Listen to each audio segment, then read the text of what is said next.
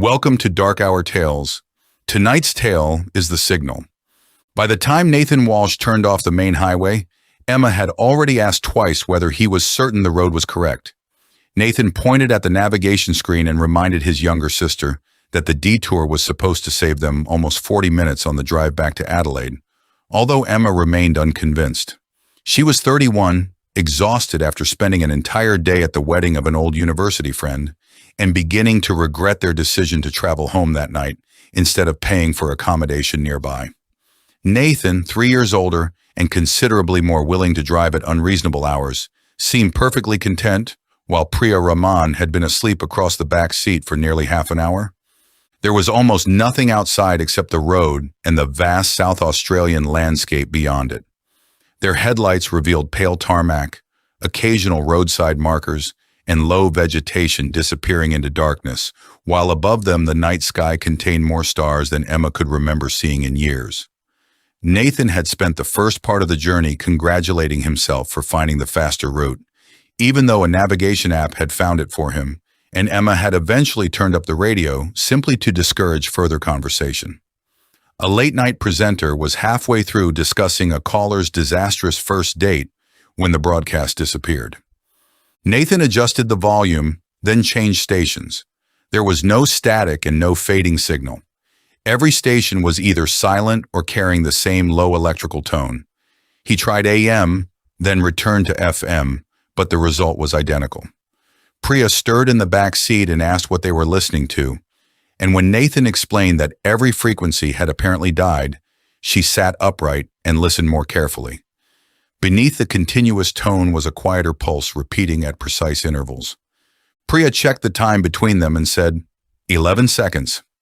Nathan made a joke about a transmitter fault, but Emma was already looking at her phone. She had no service, and Nathan's phone showed the same problem. The navigation map remained visible because it had been loaded earlier, although their position marker had stopped moving several kilometers behind them. Priya explained that the map itself meant nothing without an updated location, and Emma suggested turning around until Nathan pointed out that Keller's Creek was supposed to be less than half an hour ahead. They agreed that reaching a populated area made more sense than stopping on an isolated road without communications. The first strange light appeared 10 minutes later. A pale glow rose beyond the hills ahead, bright enough to turn the ridgelines into dark silhouettes. Nathan suggested a mine or industrial site, while Emma wondered whether there had been an electrical fire somewhere beyond the road. Priya considered military activity, although none of them knew of any nearby facility. The light remained visible for several seconds before disappearing completely. The radio pulse sounded. 11 seconds later, the glow returned. Priya leaned between the front seats and watched until the light faded again. The next radio pulse arrived at precisely the same interval, followed by another brightening beyond the hills. She began recording the sound on her phone, explaining that she wanted a copy in case the signal disappeared once they reached town. Emma watched another cycle and felt the first genuine discomfort of the evening, because whatever they were seeing was too regular to resemble weather and too strange to resemble any ordinary aircraft. Keller's Creek appeared shortly after midnight. The first houses looked reassuringly normal, with porch lights glowing and televisions visible through curtains. The petrol station near the center of town remained brightly illuminated, and Emma felt some of her tension ease until Nathan slowed at the next intersection. A car sat diagonally across the road with the driver's door open and the engine still running. Nathan sounded the horn, but nobody appeared. They drove around the abandoned vehicle and continued to the petrol station. The automatic doors opened as they approached, and quiet music played through ceiling speakers inside. A half-open packet of food sat behind the counter beside a mobile phone, while a microwave displayed 0 on its timer with a container still inside. Nathan checked the toilets and storage area while Emma called out, but the building was empty. The landline rang behind the counter. Nathan answered it, listened for several seconds, and slowly held the receiver away from his ear. The same low tone came through the speaker. Emma still tried to rationalize what they were seeing. A regional communications failure could explain the phones and radio, while an emergency evacuation might explain the missing cashier and abandoned car. That explanation became harder to maintain when they walked farther into town. The pub was unlocked and completely empty. A televised football replay continued above the bar. Several unfinished drinks remained on tables, and a plate of food sat beside a chair that had been pushed backwards. There was no damage, no blood, and no evidence of panic. Priya found a phone lying on one table with the camera application still open. The most recent video had been recorded less than an hour earlier. 4 people were laughing together in the recording. For the first 20 seconds, nothing happened. Then every person stopped moving at exactly the same moment. They turned towards something outside the frame, stood up, and calmly walked away. Nobody shouted or appeared frightened, and the recording continued until the abandoned phone slipped sideways against a glass. Priya suggested checking security cameras, and they returned to the petrol station. The office computer stored footage locally, allowing her to rewind to the same time. On the forecourt, a woman was filling her car, while another customer stood at the register, and 2 teenagers searched the drinks fridge. Then the low tone became faintly audible through the shop speakers. Everyone stopped. Each person turned towards the northwest. The woman at the fuel pump released the nozzle and walked away from her car. The cashier came around the counter. The teenagers left the refrigerator door open and followed him outside. Other cameras showed residents emerging from buildings and moving in the same direction without running or speaking. Within minutes, dozens of people had disappeared from view. Nathan noticed one person who did not join them. An elderly man wearing large industrial hearing protectors continued walking around the shop as though nothing had happened. Priya paused the video and said the hearing protection might matter. They searched the station again but found no sign of the man. Afterwards, Priya opened her laptop and examined the audio recording from the car. She had worked in live sound since university and knew enough signal processing to recognize that the 11-second pulse was only part of a much more complicated structure. Faster sequences existed inside each larger interval, layered in patterns that repeated at different scales. Nathan asked whether it was some kind of code, but Priya refused to call it that. She explained that the signal contained structure, although that did not mean it had been designed for human communication. More strangely, parts of it existed well outside the frequencies their radio should have been receiving. The audible tone might simply be the equipment reacting badly to something much broader. Nathan had become unusually quiet. Emma noticed him looking towards the northwestern edge of town and asked whether he was all right. He rubbed one ear and said there was another sound beneath the one Priya had recorded. Neither woman could hear it. Nathan struggled to describe what he meant before saying it felt almost musical and strangely familiar, like remembering something from childhood without being able to identify the memory. Emma suggested they find the police station before Nathan became more affected by whatever was happening. The building was unlocked and empty, with radios, paperwork, and coffee left where people had been using them. A communications recorder contained several recent transmissions, including one from a small aircraft that had passed over the region shortly before Keller's Creek emptied. The pilot sounded calm at first as he reported an unidentified light northwest of the town and asked whether any military activity had been authorized nearby. His next transmission was noticeably different. He said it was not a light after all, then static interrupted the recording before he returned and said, "I can't see stars behind it." Several seconds later, he added that he was underneath something. The transmission ended there. Emma followed Nathan outside and looked towards the glow beyond the hills. Priya joined them and told her not to concentrate on the light itself, but on the sky above it. The Milky Way stretched brilliantly across the outback. Except for one enormous region, there were no stars there. Emma initially thought she was seeing a cloud, but the surrounding sky was perfectly clear. The darkness extended far beyond the glow they had been watching and had edges that seemed too deliberate to belong to weather. Then the dark region changed orientation, with stars returning along one side while disappearing along another. Nathan quietly asked how large it was, and nobody attempted an answer. Priya said, "Whatever that is, it isn't ours." Emma had spent most of the night resisting impossible conclusions, but she no longer had one that fitted what she was seeing. Nathan stepped into the road and said he needed to go towards the light. Emma grabbed his arm and asked why, but he could not give her a reason. He only knew that whatever lay beyond the town suddenly felt important. and the second sound he had been hearing seemed clearer now. Priya found foam earplugs inside the police station, but they only reduced his discomfort slightly. Movement crossed the intersection behind them. Something emerged between two buildings. For several seconds, Emma tried to interpret it as machinery, because its shape resisted every familiar biological category. The entity was perhaps 3 meters tall when fully extended, although its posture constantly changed. A narrow central structure was surrounded by several jointed limbs that contacted the ground in different combinations as it moved. There was no obvious distinction between arms and legs, no visible face, and no eyes Emma could identify. The air around parts of its body seemed to distort the streetlights, causing its outline to shimmer. It crossed the road less than 20 meters away. The entity did not chase them or turn towards them. When Priya's phone emitted a brief electronic sound, one upper limb rotated towards it for an instant before the creature continued into the darkness. Nathan watched it disappear and said, "It doesn't care about us." Emma realized she would have preferred aggression. Nathan began walking northwest again, and this time Emma and Priya followed because every missing resident had gone in the same direction. If they wanted to understand what had happened, the trail was finally clear.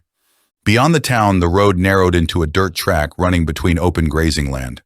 The colorless glow brightened ahead, and Emma gradually became aware of the same sensation. Nathan had described. She would not have called it sound.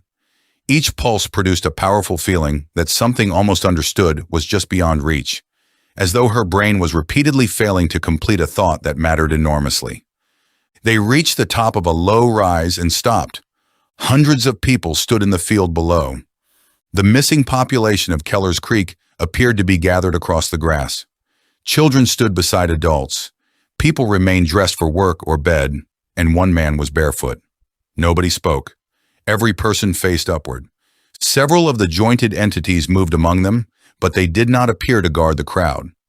Instead, they traveled between precise points in the field, stopping at regular intervals before changing direction.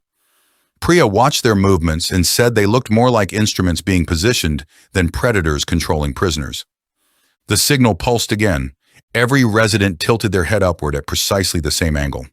Nathan tried to move towards them. Emma caught his wrist and told him to look at her, but he became increasingly distressed. He insisted that she did not understand and said they needed to remain there. For a few seconds, Emma felt the same certainty. Everything outside that field suddenly seemed irrelevant, while standing beneath the darkness above them felt like the only meaningful choice she had ever been offered. Priya pushed hearing protection over Emma's ears. The sensation weakened slightly. Emma finally understood that the radio had never been the source of the phenomenon. It had only converted a small portion of something much larger into audible sound. The enormous absence overhead shifted again. Stars returned where it had been and vanished across another part of the sky. Emma could no longer guess whether the object was hundreds of meters wide or many kilometers across. The entities stopped moving. The signal intensified. One of the townspeople lifted from the ground. His shoes rose only a few centimeters at first, followed by the woman beside him. Across the field, hundreds of people began to rise silently. Nathan pulled away from Emma, and Priya caught his other arm. He shouted at them to stop, sounding genuinely terrified because they were preventing him from joining the crowd. Emma almost released him when another pulse swept through her mind and filled her with the same desperate certainty. Priya shouted that they needed to leave. Together they dragged Nathan back towards Keller's Creek. An entity crossed the track ahead of them. Emma prepared to run, but the creature passed within meters of the group without changing pace or showing any interest in them. Once again, humanity seemed irrelevant to whatever process was taking place. They reached the police station and forced Nathan into a reinforced storage room beneath the building. The effect was immediate. The pressure inside Emma's head weakened, and Nathan gradually became confused rather than desperate. He remembered the empty town, but almost nothing about walking to the field. Above them, every electrical system in Keller's Creek shut down at the same moment. Then a deep vibration traveled through the ground. Dust fell from the ceiling while the concrete beneath them trembled for almost 30 seconds. There was no explosion and no impact. The vibration gradually faded, and with it disappeared the strange pressure that had been following them since the road. They remained underground until sunrise. When they returned to the surface, Keller's Creek was silent. The abandoned car remained in the intersection, while the petrol station and houses stood exactly as before. The morning sky was completely normal. They returned to the field. Nobody was there. Hundreds of residents had vanished. No bodies, vehicles, or obvious tracks explained where they had gone. Broad areas of grass had been flattened into overlapping patterns, as though tremendous pressure had been applied without anything actually landing. Communications began returning later that morning. Emergency broadcasts reported unexplained outages across a large region of South Australia, along with strange lights seen from distant roads and the loss of contact with one small aircraft. Another isolated community remained temporarily unreachable, although no report described anything resembling the disappearance of Keller's Creek. Emma, Nathan, and Priya drove back towards Adelaide. The investigation continued for months and produced no satisfying answer. Authorities documented the security recordings, unusual marks in the field, and disappearance of more than 600 people, but official language gradually transformed the impossible into phrases such as infrastructure failure, atmospheric anomaly, and unexplained mass disappearance. Nathan eventually recovered, although he never remembered standing in the field. Priya never stopped analyzing the signal. Several weeks later, she asked Emma to visit her apartment. Audio waveforms covered one computer screen, while scanned reports and old journal articles occupied another. Priya told her she had found evidence that the Keller's Creek signal was not unique. The first strong match came from 1977, when a radio observatory recorded a repeating broadband burst that appeared simultaneously across frequencies that should not have shared interference. Researchers blamed an equipment malfunction because they could not identify a source. Another possible match appeared in 1954. Communications stations in several countries reported unexplained, low-frequency pulses on the same night. Priya then showed Emma something older. An astronomical report from 1911 described a large region of stars becoming temporarily obscured despite perfectly clear weather. Observers at two different locations reported that the darkness appeared to change position without visibly crossing the intervening sky. Emma asked whether Priya believed the same thing had happened before Keller's Creek. Priya said she could not prove the events shared a single cause, although the similarities were difficult to ignore. There were other possible incidents: a communications blackout in 1989, unexplained interference recorded over the Pacific in 2003, several satellite anomalies in 2016. Most were too poorly documented to establish anything with confidence. Then Priya showed Emma the dates together. The earliest incidents were separated by decades. The gaps became shorter: 43 years, 23, 12, 7, then Keller's Creek. Emma looked at Priya and asked when the next event would happen. Priya told her there was no reliable way to predict it because the pattern was not regular enough. Emma stared at the timeline. Whatever had appeared above Keller's Creek had not necessarily arrived for humanity. The entities had shown almost no interest in people, and the signal itself had never contained any recognizable message. Perhaps they had witnessed a survey, a measurement process, or some other activity whose purpose had nothing to do with human beings. That possibility bothered Emma more than the idea of invasion. Humanity had spent generations imagining first contact as something directed towards us. Visitors would arrive to communicate, conquer, study, or destroy. Keller's Creek had felt nothing like that. Emma asked whether the earliest report Priya had found was from 1911. Priya shook her head and opened one final document. It was an astronomical journal from 1872. An observer in rural Argentina had described an enormous section of the night sky becoming completely devoid of stars for several minutes despite clear conditions. According to the translated account, the dark region appeared to alter its position without moving conventionally across the sky. Emma recognized the description immediately. There had been no radio in 1872, no mobile phones, no aircraft, no electrical grid for the phenomenon to disrupt. Whatever had happened at Keller's Creek had been happening long before humanity possessed technology capable of detecting more than the darkness overhead. Priya returned to the timeline. The intervals between the recorded events continued to shrink. Neither woman spoke for several seconds.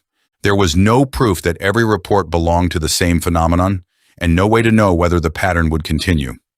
They did not know what the entities were doing, where the missing residents had gone, or whether the enormous structure had ever noticed the people beneath it. They knew only that something had been returning for generations, and each time it seemed to return a little sooner.